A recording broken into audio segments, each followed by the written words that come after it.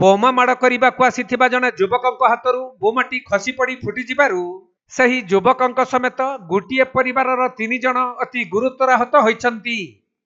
ତେବେ ବୋମା ମାଡ଼ କରିବାକୁ ଆସିଥିବା ଯୁବକ ଜଣକ ଆହତ ଅବସ୍ଥାରେ ଫେରାର ମାରିଥିବା ବେଳେ ଗୁରୁତର ଆହତମାନଙ୍କୁ ମେଡିକାଲରେ ଚିକିତ୍ସା କରାଯାଇଛି। ଏପରି ଅଭାବନୀୟ ଘଟଣା ଗଞ୍ଜାମ ଜିଲ୍ଲା ଖଲିକୋଟ ଥାନା ହରିପୁର ଗ୍ରାମରେ ଘଟିଛି। ମିଳିଥିବା ସୂଚନା ଅନୁଯାୟୀ 5 ମାସ ପୂର୍ବରୁ କମେଣ୍ଟ ମରା ଘଟଣାକୁ ନେଇ ଶତ୍ରୁତା ହୋଇଥିଲା।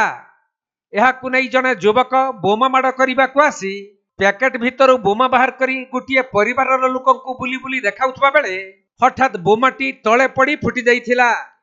ଫଳରେ ହରିପୁର ଗାଁର ବାଲାଜୀ ଦାସ, ତାଙ୍କ ସ୍ତ୍ରୀ ଗୀତା ଦାସ ଓ ତାଙ୍କର ଛୋଟ ଝିଅ ପ୍ରଣତି ଦାସ ଗୁରୁତର ଆହତ ହୋଇଥିଲେ।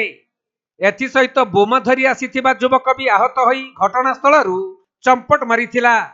ପରେ ଗୁରୁତର ଆହତ ହୋଇଥିବା ଗୋଟିଏ ପରିବାରର 3 ଜଣ ସଦସ୍ୟଙ୍କୁ ଖଲିକୋଟ ମେଡିକାଲରେ ଭର୍ତ୍ତି କରି ଚିକିତ୍ସା କରାଯାଇଛି।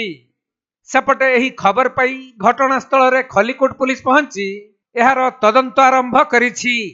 ହେଲେ ବୋମା ମାଡ଼ କରିବାକୁ ଆସିଥିବା ଯୁବକର ପରିଚୟ ମିଳିପାରି ନାହିଁ।